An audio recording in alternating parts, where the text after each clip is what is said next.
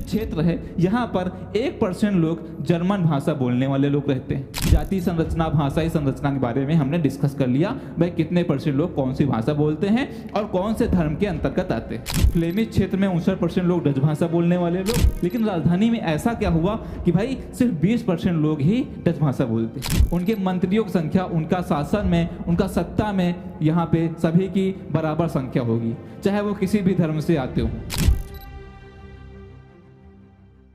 स्वागत है आप सभी का आपके अपने पसंदीदा चैनल ज्ञानोदय के गुरुजी में। तो मेरे प्यारे बच्चों, आज के इस लेक्चर में हम लोग डिस्कस करने वाले हैं अपने राजनीतिक विज्ञान के अंतर्गत पहले अध्याय के बारे में, जिसका नाम है सत्ता की साझेदारी। अब हम सभी को पता है भैया सत्ता का अर्थ क्या होता है। सत्ता का अर्थ होता है भैया शासन, ठीक है। और साझेदारी का अर्थ क्या होता है। साझेदारी का अर्थ होता है भागीदारी या फिर हिस्सेदारी, ठीक है। भागीदारी मतलब क्या हो, सभी की भागीदारी हो। ऐसी शासन व्यवस्था जिसमें हर एक जाति के लोगों का, हर एक समुदाय के लोगों का, हर एक वर्ग के लोगों का की भागीदारी हो। समझ में आ गया। अब जैसे मान लेते हैं, थोड़ा चैप्टर के नाम से ही डिस्कस कर लेते हैं।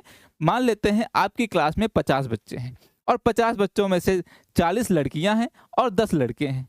अब मान लेते हैं 40 लड़कियों में से किसी एक लड़की को मॉनिटर बना दिया जाता है, तो भाई वो लड़कों के बारे में तो कुछ सोचेंगे ही नहीं। कहने का अर्थ ये है भाई लड़कियों को अगर मॉनिटर बना देते हैं, उनके हाथ में पूरी शासन व्यवस्था क्लास की दे देते हैं, तो लड़के क्या होंगे, लड़के कहीं ना कहीं दब के रहेंगे। अब दब के रहेंगे तो भाई लड़कों की चल नहीं पाएगी। तो ऐसे में क्या होता है, अगर लड़कों में से भी एक मॉनिटर बना देते हैं तो लड़कों का जितना मामला होता है वो एक जो लड़का होगा मॉनिटर वो देख लेगा, और लड़कियों का जो मामला होता है उसकी जो मॉनिटर होंगी वो देख लेंगी। तो ये क्या हो गई यहाँ पर, ये यहाँ पर शासन की हिस्सेदारी हो गई, सत्ता की साझेदारी हो गई। समझ में आ गया। अब आगे चलेंगे, थोड़ा और डिटेल में समझते हैं। हम यहाँ पे देखते हैं सत्ता की साझेदारी ऐसी शासन व्यवस्था होती है जिसमें प्रत्येक समाज और प्रत्येक समूह, प्रत्येक समुदाय के लोगों की भागीदारी होती है। तो बहुत ही आसान शब्दों में यहाँ तक समझ में आ गया होगा। अच्छा, अब हम यहाँ से सत्ता की साझेदारी ही लोकतंत्र का मूल मंत्र है। मतलब कहने का अर्थ ये है, जिस देश में सत्ता की साझेदारी होती है, सत्ता का शासन का बंटवारा होता है, वो देश एक लोकतांत्रिक देश कहलाता है, जैसा कि हमारा भारत। ठीक है, यहाँ पर क्या है, प्रत्येक समाज, प्रत्येक समूह के हाथ में ये होता है कि कोई भी चुनाव लड़ सकता है। तो यहाँ तक समझ में आ गया। आगे चलते हैं हम। आगे चलते चलते हम यहाँ पे डिस्कस करते हैं। भाई हमने कहा प्रत्येक समूह और प्रत्येक समाज की हिस्सेदारी होनी चाहिए, लेकिन हमारे विश्व में बहुत सारे ऐसे देश हैं जहां पर क्या होता है, जहां पर सिर्फ एक ही समूह, एक ही धर्म को बढ़ावा दिया जाता है। जैसे हम बात करें, इस चैप्टर में 2 देशों की बात करेंगे। कौन कौन से। पहला देश होगा बेल्जियम, फिर दूसरा देश होगा श्रीलंका। ठीक है, तो इन दोनों देशों के बारे में इस चैप्टर में हम लोग डिस्कस करने वाले हैं। तो हम यहाँ पर देखते हैं, सबसे पहले बेल्जियम की चर्चा करते हैं। बेल्जियम कहाँ पे पड़ता है। तो प्यारे बच्चों, बेल्जियम जो कि एक यूरोप का छोटा सा देश है, ठीक है। यूरोप एक महाद्वीप होता है और यूरोप का एक छोटा सा देश बेल्जियम वहाँ पे पाया जाता है। फिर क्या होता है, बेल्जियम की जो सीमा है, बेल्जियम का जो बॉर्डर है, वो फ्रांस, जर्मनी, नीदरलैंड और लग्जमबर्ग जैसे देशों से मिला हुआ है। ठीक है, तो यहाँ पर फ्रांस, जर्मनी, नीदरलैंड और लग्जमबर्ग देशों से बेल्जियम की सीमा लगती है। बेल्जियम का जो बॉर्डर है वो लगता है। फिर क्या होता है, बेल्जियम की जो जनसंख्या होती है वो 1 करोड़ से कुछ ज़्यादा होती है। अगर हम अपने भारत में नॉर्थ में एक राज्य पड़ता है जिसका हरियाणा नाम है। अब हरियाणा में क्या होता है, वहाँ पर हरियाणा की जनसंख्या लगभग 2 करोड़ पाई जाती है, लगभग 2 करोड़, और उसकी आधी पूरे देश की बेल्जियम की जनसंख्या बेल्जियम में पाई जाती है। ठीक है, अब इस जनसंख्या में लगभग 1 करोड़ से कुछ ज़्यादा, इस जनसंख्या में क्या होता है कि भाई कहीं कहीं पर क्या होता है कि भाई एक ही धर्म के लोग, एक ही भाषा के लोगों का सपोर्ट किया जाता है। तो बेल्जियम में ही कुछ ऐसा चलता है, लेकिन बेल्जियम को बाद में कुछ समझ में आ जाता है, वो अपने नियम और कानून में कुछ सुधार कर लेता है। देखते हैं कैसे कैसे लोग रहते हैं बेल्जियम में, कौन कौन सी भाषाएं बोलते हैं। हम यहाँ पे देखते हैं भाई बेल्जियम की जो जातीय संरचना होती है, कौन कौन से जाति के लोग, कौन कौन सी भाषा बोलने वाले लोग रहते हैं। ठीक है प्यारे बच्चे, यहाँ तक बहुत ही अच्छे से आप सभी को समझ में आ गया। अब जैसे आप लोगों के सामने बेल्जियम का नक्शा यहाँ पे है। और इसमें कुछ येलो कलर में नॉर्थ का हिस्सा और रेड कलर में साउथ का हिस्सा, दक्षिण का हिस्सा और उत्तर का हिस्सा अलग अलग रंग में दिख रहा होगा और बीच में एक छोटा सा स्पॉट दिख रहा होगा। इन तीनों क्षेत्रों की हम इसमें चर्चा करेंगे। जो नॉर्थ का हिस्सा है, इसमें 59% डच भाषा बोलने वाले लोग रहते हैं, जो कि फ्लेमिश क्षेत्र कहलाता है। क्या भैया? ये फ्लेमिश क्षेत्र कहलाता है और पूरे देश में 59%, इस पूरे भाग में, बेल्जियम के इस पूरे भूभाग में क्या होता है, 59% लोग डच भाषा बोलते हैं। अब यहाँ से एक प्रश्न बनता है। कैसा प्रश्न? ऐसा पूछा जा सकता है कि भाई बेल्जियम में डच भाषा बोलने वालों का प्रतिशत कितना था? तो यहाँ पर 59% आपको लगाना है। ये कब की बात कर रहे हैं हम? ये हम 1950-1960 के दशक की बात कर रहे हैं। फिर क्या होता है, अब जो नीचे का भाग है, जो रेड कलर में आप सभी को दिख रहा है, यहाँ पर क्या होता है, ये पूरे देश में 40% फ्रेंच भाषा बोलने वाले लोग होते हैं और इस क्षेत्र को कहा जाता है वेलोनिया क्षेत्र। अब जैसे कि फ्रेंच भाषा से हम देखते हैं भाई 40% लोग बेल्जियम में पाए जाते हैं और 59% लोग डच भाषा बोलने वाले पाए जाते हैं। यहाँ तक बहुत ही अच्छे से, बहुत ही आराम से क्लियर हो गया होगा। यहाँ से दो प्रश्न बनने की उम्मीद रहती है। पहला, फ्रेंच भाषी बोलने वाले लोगों की संख्या पूछ सकते हैं, परसेंटेज पूछ सकते हैं। दूसरा, 59% मतलब डच भाषा बोलने वालों के लोगों की संख्या पूछ सकते हैं। अब यहाँ पर हम देखते हैं वेलोनिया क्षेत्र और क्या भैया, वेलोनिया क्षेत्र और फ्लेमिश क्षेत्र। अब फ्लेमिश क्षेत्र में डच भाषा कैसे याद रखेंगे? अब जैसे दो भाषाएं हैं और दो क्षेत्र हैं। क्षेत्र ये हैं वेलोनिया और फ्लेमिश। भाषाएं कौन कौन सी हैं? फ्रेंच और डच। तो फ्रेंच से क्या होता है, फा से फ्रेंच होता है और फा से फ्लेमिश होता है। लेकिन हमें याद कैसे रखना है? अब फ्लेमिश तो डच भाषा बोलने वाले, फ्लेमिश क्षेत्र में तो डच भाषा बोलने वाले लोग रहते हैं, लेकिन हम यहाँ पर देखते हैं फा से फ्लेमिश और फा से फ्रेंच। तो भाई फ्रेंच वाले कभी भी फ्लेमिश क्षेत्र में नहीं रहते हैं। फा वाले कभी भी एकता के रूप में नहीं रह सकते, वो एक साथ नहीं रह सकते। ठीक है, तो ऐसे याद रखना है। अगर फ्रेंच भाषा बोलने वाले फ्लेमिश क्षेत्र में नहीं रहते हैं, फा से नहीं मिलेगा, तो कौन सा क्षेत्र बचा हुआ है? वेलोनिया क्षेत्र बचा हुआ है। वैसे ही अब भाषा कौन सी बची हुई है? डच भाषा बची हुई है। तो डच वाले कहाँ रहेंगे? बचे हुए क्षेत्र में, फ्लेमिश क्षेत्र में। बहुत ही आसानी से इस ट्रिक के माध्यम से समझ में आ गया होगा। अब चलते हैं हम यहाँ पर, देखते हैं भाई दो क्षेत्रों के बारे में चर्चा के लिए। अब यहाँ पर आपको ब्लैक कलर में कुछ लाइनिंग दिख रही होंगी। यहाँ पर ये जो क्षेत्र है, यहाँ पर 1% लोग जर्मन भाषा बोलने वाले लोग रहते हैं। कितने परसेंट? 1% लोग। यहाँ पर 40 और 59 99 ही तो हुआ था, बचा हुआ 1%। तो वो जर्मन क्षेत्र में रहते हैं, जो कि एक छोटा सा क्षेत्र इसी में पाया जाता है। अब प्यारे बच्चे बहुत ध्यान से सुनेंगे।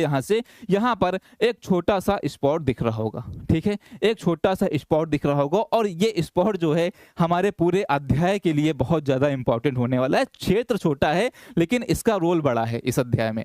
अब हम यहाँ पर देखते हैं, बहुत ध्यान से देखेंगे। ये जो छोटा सा क्षेत्र दिख रहा है आपको, ये हमारा बेल्जियम की राजधानी, जिसको हम कैपिटल बोलते हैं, राजधानी होती है। और ये जो इसका जो नाम है राजधानी का, ये ब्रुसेल्स है। ठीक है, बेल्जियम की राजधानी कौन सी है? बेल्जियम की राजधानी ब्रुसेल्स। बहुत ही अच्छे से, बहुत ही आराम से यहाँ तक आप सभी को क्लियर होगा। ठीक है भाई, यहाँ से भी एक प्रश्न आ सकता है कि भाई बेल्जियम की राजधानी क्या है? तो बेल्जियम की राजधानी ब्रुसेल्स है। ठीक है, अब इसके बारे में हम चर्चा करेंगे कि भाई राजधानी में कैसे कैसे लोग रहते हैं, क्योंकि अभी तक मैंने सिर्फ इतना ही बताया, येलो और रेड क्षेत्र और उधर जो लाइनिंग में क्षेत्र था। ठीक है, इसमें हम देखते हैं, इसमें हम देखेंगे प्यारे बच्चे, भाई बेल्जियम की जो जातीय संरचना है, हमने कहा कि भाई फ्लेमिश क्षेत्र में 59% लोग डच भाषा बोलने वाले लोग, 40% फ्रेंच भाषा जो कि वेलोनिया क्षेत्र में रहते हैं और 1% जर्मन भाषा बोलने वाले लोग रहते हैं। अब ब्रुसेल्स की बात कर लेते हैं। किसकी? ब्रुसेल्स की बात करेंगे, जिसमें से 20% लोग, कितने प्यारे बच्चे? 20% लोग क्या होते हैं? 20% लोग यहाँ पर डच भाषा बोलते हैं। क्या? वहाँ 59% जो कि पूरे देश में जिनकी संख्या ज़्यादा थी, वो डच भाषा बोलने वालों की संख्या ज़्यादा थी। लेकिन राजधानी में ऐसा क्या हुआ कि भाई सिर्फ 20% लोग ही डच भाषा बोलते हैं और यहाँ पर 80% लोग क्या करते हैं? फ्रेंच भाषा बोलते हैं। कहाँ पर? ब्रुसेल्स में, जो कि बेल्जियम की राजधानी बताई जाती है। बेल्जियम की राजधानी होती है, वहाँ पर 80% लोग फ्रेंच भाषा। और अगर फ्रेंच भाषा वालों की पूरे देश की, पूरे बेल्जियम की बात करें तो सिर्फ 40% लोग पूरे बेल्जियम में फ्रेंच भाषा बोलते हैं। लेकिन राजधानी में क्या होता है? इनकी संख्या 80% होती है। अगर वहीं डच भाषा बोलने वाले लोगों की बात करें तो इनकी संख्या 20% होती है। तो मेरे प्यारे बच्चों बहुत ध्यान से सुनेंगे, इसी कहानी को हम यहाँ से आगे बढ़ाएंगे और हम यहाँ से देखते हैं भैया भाई बेल्जियम में क्या होता है कि अल्पसंख्यक जिनको हम फ्रेंच भाषी बोलते हैं। अच्छा, अल्पसंख्यक और बहुसंख्यक क्या होते हैं? अल्पसंख्यक वो होते हैं जो किसी विशेष क्षेत्र में जिनकी संख्या कम होती है उनको हम अल्पसंख्यक कहते हैं, और उसी क्षेत्र में जिन लोगों की संख्या ज्यादा होती है उनको हम बहुसंख्यक कहते हैं। समझ में आ गया कि अल्पसंख्यक और बहुसंख्यक के बीच में क्या डिफरेंस है? तो हम यहां से देखते हैं भैया जो फ्रेंच भाषी बोलने वाले होते हैं वो कितने होते हैं? वो होते हैं प्यारे बच्चे 40%, और डच भाषा बोलने वाले लोग यहाँ पे 59% होते हैं। तो यहाँ पे अल्पसंख्यक हम किसको बोलेंगे? फ्रेंच भाषा बोलने वाले लोगों को बोलेंगे। ठीक है भाई, अब यहाँ से क्या होता है, ये क्या होते हैं? ज्यादा समृद्ध और ज्यादा शक्तिशाली होते हैं। ठीक है, ज्यादा समृद्ध शक्तिशाली मतलब क्या होता है? इनके पास धन दौलत संपत्ति और इनका जो माइंड होता है शिक्षा के मामले में ये आगे होते हैं, ये लोग पढ़े लिखे होते हैं। ठीक है भैया, समझ में आ गया यहाँ तक कि भाई ये लोग क्या होते हैं? ज्यादा समृद्ध होते हैं डच भाषा बोलने वाले लोगों से। कौन समृद्ध होते हैं? फ्रेंच भाषा बोलने वाले लोग। बहुत ही अच्छे से क्लियर है। फिर क्या होता है भाई 1950 और 60 के दशक में क्या होता है भाई? सामाजिक असमानता आ जाती है। अब जैसे पड़ोसी बढ़ रहा होता है, अगर किसी के घर का पड़ोसी होता है वो अपने जीवन में तरक्की कर रहा होता है तो पड़ोसी को वो चीज हजम नहीं होती है। तो भाई फ्रेंच भाषा बोलने वाले लोग तरक्की कर रहे थे, समृद्ध बन रहे थे, तो क्या हुआ यहाँ पर डच भाषा बोलने वालों को ये चीज पची नहीं। ये बात पची नहीं भाई, वो लोग इतना आगे कैसे बढ़ रहे हैं? जो हमारी डच भाषा बोलने वाले लोग हैं वो आगे क्यों नहीं बढ़ पा रहे हैं? तो उसका रीजन अभी हम डिस्कस करते हैं। ये लोग क्या करते हैं 1950 और 60 के दशक में सामाजिक असमानता के कारण यहाँ पर फ्रेंच और डच भाषा बोलने वाले लोगों के समूह में तनाव होने लगता है। कैसा तनाव भाई? इनके बीच में लड़ाई झगड़े और लड़ाई दंगे होने लगते हैं। ठीक है भाई, कहीं इनके बीच में कहीं सुनने में आ रहा उधर लड़ाई हुई, कहीं सुनने में आ रहा उधर लड़ाई हुई। तो बेल्जियम की सरकार इस चीज से काफी ज्यादा परेशान थी, चिंतित थी। अब यहाँ पर हम देखते हैं कि भाई यहाँ से हम इस बेल्जियम की स्टोरी को क्या भैया बेल्जियम की स्टोरी को यहाँ पर करते हैं होल्ड। अब यहाँ से श्रीलंका की कहानी थोड़ी सी सुनाते हैं। अच्छा, हम यहाँ पे बेल्जियम की कहानी क्यों होल्ड कर रहे हैं वो जब आप श्रीलंका की कहानी सुनेंगे तब बहुत ही अच्छे से समझ में आ जाएगा। अगर यहाँ तक बेल्जियम की कहानी समझ में आ गई है तो एक बार सेशन को लाइक कर देना और वीडियो को शेयर कर देना। आगे चलेंगे हम यहाँ से भाई श्रीलंका के बारे में चर्चा करेंगे। ठीक है भाई, अब हम सभी को पता है भैया श्रीलंका हमारे भारत देश के साउथ में जो राज्य पड़ता है तमिलनाडु, उसके नीचे लटका हुआ है। ठीक है, तो हम यहाँ से देखते हैं, क्या देखते हैं प्यारे बच्चे भाई श्रीलंका में कैसे कैसे लोग रहते हैं और कौन कौन सी भाषा बोलते हैं। ठीक है, तो हम यहाँ पे देखते हैं श्रीलंका प्यारे बच्चे सबसे पहले एक द्वीपीय देश है। क्या है भैया? द्वीपीय देश है। द्वीपीय देश वो होता है जिसके चारों तरफ पानी ही पानी होता है, कोई और देश उससे सीमा साझा नहीं करता है। जैसा कि हमारा भारत देश द्वीपीय देश नहीं है। क्यों? क्योंकि हमारे भारत देश की जो सीमाएं हैं वो बांग्लादेश, पाकिस्तान, चाइना, नेपाल इन जैसे देशों से घिरा हुआ है। ठीक है, लेकिन श्रीलंका के आसपास कोई भी भूमि वाला देश नहीं है जिसके साथ वो सीमा साझा करे। तो हम यहाँ पर देखते हैं भाई तमिलनाडु के दक्षिण तट पर क्या होता है, कुछ ही दूरी पर श्रीलंका स्थित होता है, जो कि मैंने अभी पहले बताया। और इसकी जो जनसंख्या होती है वो लगभग 2 करोड़ होती है, या फिर हम कहें भाई हमारा जो हरियाणा राज्य है उसी के बराबर होती है। ठीक है, भारत देश का एक राज्य हरियाणा जहाँ की जनसंख्या 2 करोड़ लगभग है, उतनी ही जनसंख्या यहाँ पर किसकी होती है? श्रीलंका की होती है। समझ में आ गया यहाँ तक? अब हम देखेंगे श्रीलंका में कौन कौन सी भाषा बोलने वाले लोग रहते हैं। ठीक है, चले भाई इसी प्रकार से आगे हम यहाँ पर देखते हैं प्यारे बच्चे, क्या देखेंगे श्रीलंका में क्या होता है भैया? श्रीलंका में क्या होता है 74% लोग 74% लोग सिंहली भाषा बोलते हैं।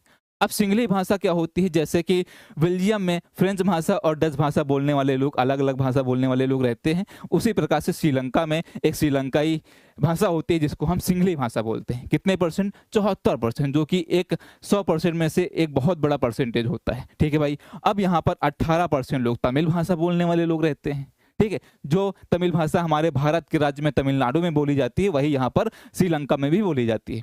ठीक है, अब 7% लोग ईसाई धर्म के होते हैं। अब यहाँ पे भाषा की बात कर रहे थे, यहाँ पे ईसाई धर्म आ गया। तो ये ईसाई धर्म वाले लोग भी क्या करते हैं? तमिल या तो सिंहली दोनों भाषा बोलते हैं। मतलब कुछ लोग तमिल बोलते हैं, कुछ लोग सिंहली बोलते हैं। बहुत ही अच्छे से समझ में आ गया यहाँ तक। और 1% लोग क्या करते हैं भैया? 1% लोग यहाँ पे अन्य भाषा बोलते हैं।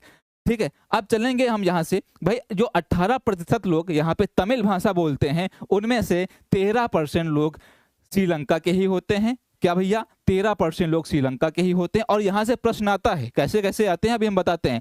13% लोग श्रीलंका मूल के होते हैं और यहाँ पर 5% लोग भारतीय मूल के होते हैं, जिनको हम भारतीय तमिल बोलते हैं। अब हमारे एग्जाम में, हमारे पेपर में, बोर्ड एग्जाम में एक प्रश्न आता है, इनमें से हम 7-8 प्रश्न निकाल सकते हैं, कहीं से भी आ सकता है और आते भी हैं, लास्ट ईयर पूछे भी गए हैं। भैया श्रीलंका में सिंगली भाषा बोलने वालों का प्रतिशत कितना था? तो यहाँ पर 74%। और तमिल भाषा बोलने वालों की परसेंटेज पूछे तो यहाँ पर 18%। लेकिन इन तमिल भाषा में से घुमा के भी प्रश्न पूछा जा सकता है, भैया कितने ऐसे भारतीय मूल के लोग थे, कितने परसेंट ऐसे भारतीय मूल के लोग थे जो कि श्रीलंका में तमिल भाषा बोलते थे? तो भाई 5%। अगर श्रीलंकाई मूल के पूछे तो भाई 13%। अगर ना तो भारतीय पूछे ना ही श्रीलंकाई पूछे तो भाई 18%, क्योंकि भाई वो सिर्फ तमिल भाषा की बात कर रहे हैं। ठीक है प्यारे बच्चे, अब हम यहाँ से चलेंगे आगे। भाई हम यहाँ से देखते हैं, क्या हम यहाँ से देखते हैं भाई, ऐसे ऐसे जो भाषा बोलने वाले लोग रहते हैं ऐसे ऐसे बट्टे होते हैं। ठीक है, जिनकी संख्या सबसे ज़्यादा होती है वो सिंगली भाषा बोलने वाले लोग होते हैं। और जो सिंगली भाषा बोलने वाले होते हैं, बहुत इंपॉर्टेंट बात बता रहा हूँ, ये लोग बौद्ध धर्म के अनुयायी होते हैं, बौद्ध धर्म को अपनाते हैं। ठीक है, वैसे ही तमिल भाषा वाले हिंदू और मुसलमान धर्म के होते हैं। कुछ लोग हिंदू धर्म को मानते हैं, कुछ लोग मुसलमान धर्म को मानते हैं। ठीक है, तो इसी प्रकार से हम चलेंगे आगे। श्रीलंका की जो जातीय संरचना थी उसके बारे में हमने, जातीय संरचना, भाषाई संरचना के बारे में हमने डिस्कस कर लिया। भाई कितने परसेंट लोग कौन सी भाषा बोलते हैं और कौन से धर्म के अंतर्गत आते हैं। ठीक है प्यारे बच्चे, चलें आगे भाई। बहुत अच्छा, अब हम यहाँ से देखेंगे श्रीलंका में बहुसंख्यकवाद। अब बहुसंख्यकवाद, अल्पसंख्यकवाद, इसमें कोई भी कंफ्यूजन नहीं होगी। चलते हैं भाई, हम यहां से देखते हैं भाई श्रीलंका में क्या होता है। श्रीलंका 1948 में एक स्वतंत्र राष्ट्र के रूप में जाना जाता है, हमारे भारत के 1 साल बाद। ठीक है, बहुत अच्छा।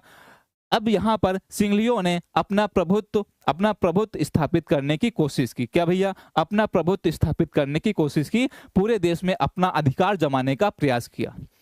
किसने? सिंघलियों ने, जो कि सिंघली भाषा बोलते थे, बौद्ध धर्म के अनुयायी थे।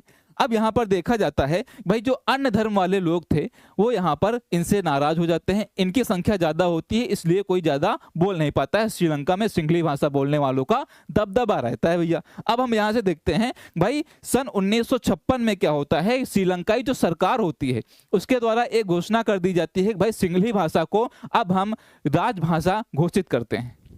तो भाई जो अन्य भाषा बोलने वाले लोग हैं वो अपने आप को थोड़ा अलग समझने लगे, अपनी सरकार से, अपने देश से, अपने आप को, अपने देश के लोगों से अपने आप को वंचित समझने लगे, अलग समझने लगे। भाई हमारे साथ भेदभाव हो रहा है, यहाँ पर सिंघली भाषा को राजभाषा घोषित कर दिया गया है और हमको कोई पूछ ही नहीं रहा है, हमारी भाषा को कोई पूछ ही नहीं रहा है। जो विद्यालय में पढ़ाई हो रही है वो सिंघली भाषा में हो रही है। अब हमारे बच्चे तो तमिल भाषा जानते हैं, उनको सिंघली भाषा में बताएंगे तो कुछ समझ में ही नहीं आएगा।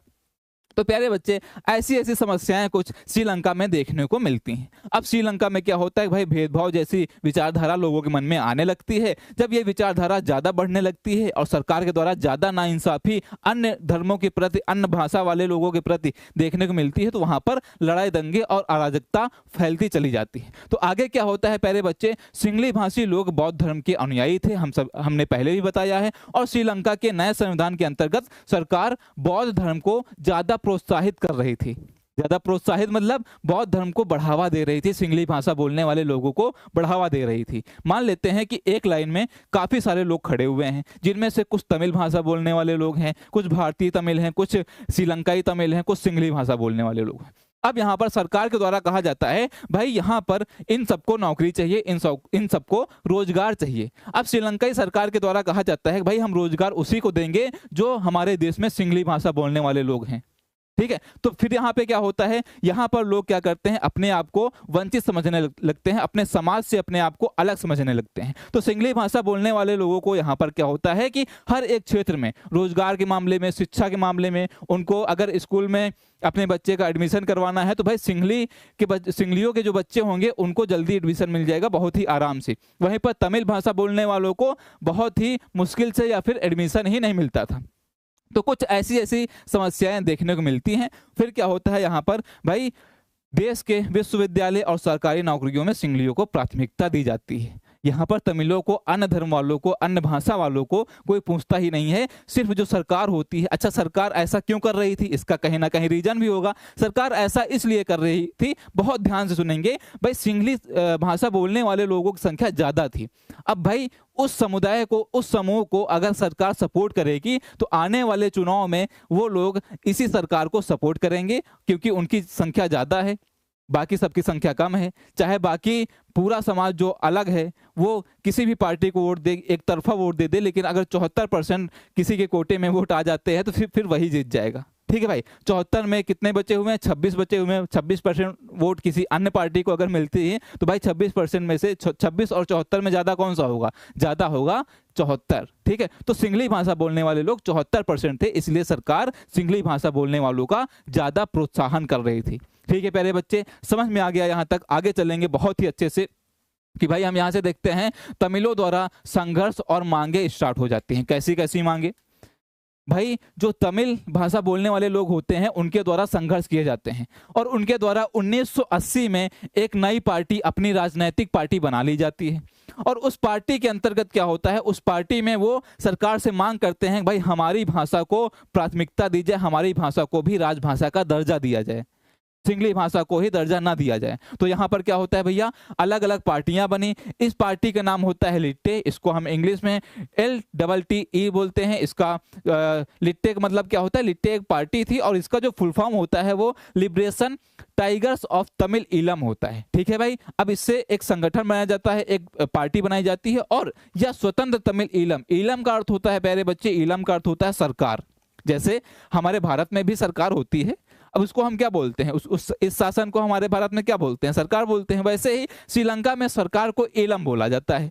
अब यहाँ से देखने को मिल रहा है भाई ऐसी ऐसी मांग की जाती है, और जिसका जो रिजल्ट निकल के आता है वो अलग अलग समुदायों के बीच में जो अविश्वास होता है, जो भेदभाव की भावना होती है, जो ऐसे ऐसे विचार होते हैं, उनके प्रति यहाँ पर संघर्ष का रूप श्रीलंका में ले लिया जाता है। और इसका रिजल्ट ये निकल के आता है भाई श्रीलंका में गृह युद्ध जैसे हालात देखने को पाए जाते हैं। भैया गृह युद्ध क्या होता है, युद्ध सुने हैं ना, युद्ध क्या होता है, युद्ध दो देशों के बीच में होता है। और विश्व युद्ध भी जानते होंगे, विश्व युद्ध 1914 और द्वितीय विश्व युद्ध 1939 में स्टार्ट हुआ था। अब उसमें क्या था, अलग अलग देश, दुनिया भर के बहुत सारे देश आपस में लड़ाई झगड़े कर रहे थे। अब गृह युद्ध ये होता है भाई जो एक ही देश के अंदर हो, देश की सीमा के बाहर वो युद्ध ना हो, किसी के घर के अंदर हो, मतलब देश के अंदर हो, उसको हम बोलते हैं गृह युद्ध। तो देश के अंदर ही लड़ाई दंगे, बहुत सारे लोग आपस में अलग अलग अपने अपने भाषा को लेकर, अपनी अपनी जाति को लेकर, अपने अपने समुदाय को लेकर लड़ाई लड़ने लगते हैं। और श्रीलंका में भी ऐसा ही होता है। अब यहाँ से प्यारे बच्चे हम देखेंगे, यहाँ से एक प्रश्न बनता है भाई बेल्जियम के द्वारा कौन सी समझदारी दिखाई जाती है, इसके बारे में अभी हमने पढ़ा ही नहीं। लेकिन यहाँ पर क्या होता है, 1950 और 60 के दशक में प्यारे बच्चे बेल्जियम बैठा बैठा देख रहा था भाई कौन से देश में क्या चल रहा है, और उसको ये समझ में आ गया कि भाई हमारे देश में भी डच भाषा बोलने वाले लोग और फ्रेंच भाषा बोलने वाले लोग पाए जाते हैं। तो हम क्यों ना दूसरे देशों से, जो उस देश में हो रहा है, लड़ाई दंगे हो रहे हैं, उनसे हम कुछ सीखें। तो वहां की सरकार को एक माइंड में एक बल्ब जल जाता है, और उस सरकार को समझ में आ जाता है भाई हमारे देश में अगर ऐसा ऐसा हुआ, हमारे देश में भी जो जाति संरचना है कुछ इसी प्रकार की है जैसे कि श्रीलंका की हुआ करती है। अगर हमारे देश में ऐसा ऐसा हुआ तो हमारा देश बहुत पीछे चला जाएगा, हमारे देश में भी लड़ाई दंगे और गृह युद्ध जैसी स्थिति आ जाएगी। ठीक है प्यारे बच्चे, हम देखते हैं भाई बेल्जियम की समझदारी किस प्रकार से यहाँ पे काम आती है। तो यहाँ पर बेल्जियम ने श्रीलंका को देखा, और यहाँ पर बेल्जियम ने अपनी अलग अलग सरकारों का गठन किया, जिसमें से पहली सरकार को हम बोलते हैं केंद्र सरकार, और क्षेत्रीय सरकार, और यहाँ पर सामुदायिक सरकार, और ब्रुसेल्स सरकार। ब्रुसेल्स जानते हो ना, बेल्जियम की राजधानी।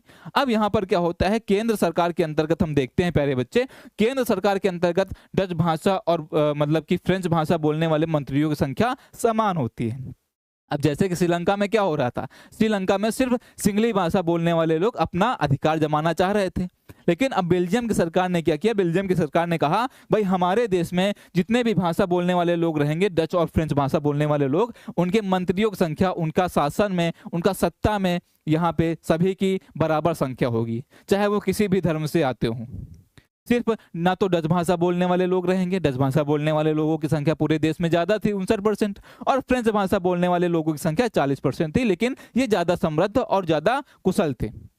तो यहाँ पर सरकार के द्वारा ऐसे ऐसे निर्णय लिए जाते हैं, भाई सभी की संख्या शासन में, सभी की भागीदारी रहेगी, सभी की यहाँ पे सभी का सहयोग रहेगा। ठीक है प्यारे बच्चे, अब हम यहाँ से देखते हैं भाई किसी एक समुदाय के लोग एकात्मक निर्णय नहीं ले सकते। अगर कोई भी निर्णय लेना है, अपने देश में कोई भी नियम लाना है, कोई भी कानून लाना है, तो भाई किसी एक समुदाय के लोग वो नियम और कानून नहीं ला सकते। ठीक है भाई, अब यहाँ से हम देखते हैं प्यारे बच्चे, भाई जो क्षेत्रीय सरकार होती है वो केंद्र सरकार की अनेक शक्तियां देश क्षेत्रीय सरकारों को सौंप देती है। जैसे कि हमारे भारत देश में क्या होता है भाई, एक प्रधानमंत्री का पद होता है जिसको हम केंद्र सरकार बोलते हैं, एक यहाँ पे मुख्यमंत्री का पद होता है जिसको हम राज्य सरकार बोलते हैं, और जो स्थानीय सरकारें होती हैं, जो छोटे मोटे प्रधान और मुखिया के जो पद होते हैं वो क्या होते हैं भाई, वो क्षेत्रीय सरकार के अंतर्गत आते हैं। वैसे ही बेल्जियम की इसी प्रकार की जो शासन व्यवस्था थी उसकी संरचना की जाती है। अब प्यारे बच्चे हम यहाँ से देखते हैं भाई सामुदायिक सरकार, ये सरकार सिर्फ वहाँ की जो संस्कृत होती है और शिक्षा होती है उस विषय में, जो संस्कृत शिक्षा और जो भाषा होती है उस विषय में कोई भी निर्णय लेने के लिए ये सरकार बनाई जाती है, जिसको हम बोलते हैं सामुदायिक सरकार। ठीक है प्यारे बच्चे, अब हम यहाँ से देखते हैं ब्रुसेल्स सरकार। अब भाई जो बेल्जियम की राजधानी थी ब्रुसेल्स, जैसे हमारे भारत देश की राजधानी दिल्ली है, अब वहाँ की अगर दिल्ली की सरकार अलग बना दी जाए तो भाई कैसे कैसे काम चलेगा। तो ऐसे में क्या होता है प्यारे बच्चे, जो ब्रुसेल्स होता है, ब्रुसेल्स की यहाँ पर क्या होता है, वहाँ की सरकार अलग बना दी जाती है, और जो कि बेल्जियम की राजधानी होती है, और फ्रेंच भाषा और डच भाषा बोलने वालों का जो प्रतिनिधित्व होता है वहाँ पर वो स्वीकार कर लिया जाता है, इनकी संख्या समान रहती है। ठीक है प्यारे बच्चे, आगे चलें, बहुत ही अच्छे से यहाँ तक बेल्जियम की समझदारी समझ में आ गई होगी कि भाई कैसे कैसे श्रीलंका को वो देख रहा था, और अपनी सरकार में, अपने सरकार की जो शासन व्यवस्था होती है, जो ढांचा होता है सरकार का, उसमें कैसे अपने सुधार कर लेती है। आगे चलते हैं, फिर क्या होता है भाई, सत्ता की साझेदारी क्यों जरूरी है। अच्छा आप लोग बताओ, आप ही लोग बताओ कि भाई सत्ता की साझेदारी क्यों जरूरी है, क्या समझ में आया यहां से। अरे भाई सत्ता की साझेदारी इसीलिए जरूरी है ना भाई, हमारे देश में गृह युद्ध ना हो, लड़ाई दंगे ना हो, कोई अपने आप को अलग ना समझे, कोई समाज, कोई समुदाय, कोई भी धर्म के लोग, हिंदू और मुसलमान अपने आप को हिंदू मुसलमान से अलग ना समझे, मुसलमान हिंदुओं से अलग ना समझे, सभी को बराबर के अधिकार हो, शासन में सभी की भागीदारी हो, जो कि बेल्जियम ने समझदारी दिखा दी। और जबकि श्रीलंका में ऐसा नहीं था, तो भाई वहां पे लड़ाई दंगे हुए, बेल्जियम ने समझदारी दिखा दी, तो भाई वहां पर सब कुछ अच्छे से चल रहा था। तो सत्ता की साझेदारी इसीलिए जरूरी है भाई, यहाँ पर क्या हो कि भाई सभी लोग आपस में मिलजुल कर रहें और देश में गृह युद्ध जैसी लड़ाई दंगे ना हो। ठीक है भाई, चलते हैं आगे, और हम यहाँ से देखते हैं भाई सत्ता की साझेदारी के रूप क्या होते हैं, कैसे कैसे सत्ता की साझेदारी की जा सकती है, कि भाई कोई सरकार कैसे अपने माइंड में ला सकती है भाई हम अपनी सत्ता की साझेदारी कुछ इस प्रकार से उसकी संरचना करेंगे। तो हम देखते हैं भाई कैसे सत्ता की साझेदारी होती है। ठीक है, हमने ये कहा भाई सत्ता की साझेदारी जरूरी तो है, लेकिन उसको हम कैसे बांटेंगे, कैसे उस पर कार्य होगा, हम उसके बारे में यहाँ पे उनके रूपों के बारे में डिस्कस करते हैं। अब हम यहाँ से देखते हैं, क्या देखते हैं प्यारे बच्चे, सरकार के विभिन्न अंगों के मध्य क्या होता है, सत्ता की साझेदारी होती है। अब सरकार के मध्य विभिन्न स्तरों पर सत्ता की साझेदारी होती है, विभिन्न अंगों के मध्य विभिन्न स्तरों में, ये दोनों अलग अलग हैं। जो विभिन्न अंगों के मध्य क्या होता है, यहाँ पर सरकार की यहाँ पर सत्ता की साझेदारी होती है, उसको हम क्षैतिज वितरण बोलते हैं, और विभिन्न स्तरों पर जो होता है उसको हम ऊर्ध्वाधर वितरण बोलते हैं। अब ये हमारे एग्जाम के पॉइंट ऑफ व्यू से ये दोनों पॉइंट बहुत ही ज्यादा इंपॉर्टेंट हैं, यहाँ से एक बहुविकल्पी प्रश्न बनने की 101% चांस रहते हैं कि भाई या तो एक शॉर्ट या तो बहुविकल्पी में बनता है भाई ऊर्ध्वाधर वितरण क्या होता है पूछ सकता है, या फिर ऊर्ध्वाधर और क्षैतिज वितरण के बारे में संक्षेप में समझाइए, एक शॉर्ट आंसर में ऐसे पूछ सकता है। तो यहाँ पर हम देखते हैं भाई क्षैतिज वितरण क्या होता है। अब हम यहाँ से एक लाइन खींच देते हैं, इस लाइन खींचने का एक कारण है, कारण ये है भाई कुछ ऐसी सरकारें होती हैं जो जिसमें क्या होती है भाई, जितने भी यहाँ पर क्या होते हैं मंत्रियों के क्षेत्र होते हैं उनके अलग अलग उनकी सहमति जरूरी होती है। जैसे मान लेते हैं यहाँ पर विधायिका है, कार्यपालिका है और न्यायपालिका है। ठीक है भाई, विधायिका और कार्यपालिका और न्यायपालिका, न्यायपालिका मतलब जो सुप्रीम कोर्ट, हाई कोर्ट, जहाँ पे लोगों को न्याय मिलता है हम उसी को बोलते हैं, और कार्यपालिका जहाँ पर जो संसद भवन होते हैं वो कार्यपालिका, और विधायिका क्या होती है जो कि राज्य की सरकार होती है।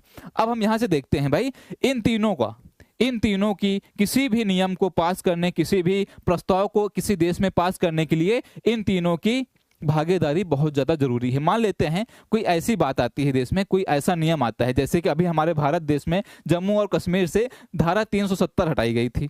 अब ऐसी अगर सरकार होती, मान लेते हैं धारा 370 हटाने के लिए विधायिका मान जाती है, कार्यपालिका मान जाती है, लेकिन न्यायपालिका नहीं मानती, कहती नहीं नहीं भैया ये सही नहीं है, ठीक है, तो यहाँ पर 370 ना हटता, तो ये नियम फिर ना हट पाता। या फिर कोई नियम लागू करना हो चाहे हटाना हो, इन तीनों की सहमति जरूरी होती है। अगर ये कोई कार्य कर रहे हैं, अगर बगल वाले मना कर देते हैं, विधायिका को कार्यपालिका मना कर देता है, तो वो कार्य फिर नहीं होगा, रद्द हो जाएगा। कार्यपालिका को विधायिका मना कर देते हैं तो वो कार्य नहीं होगा।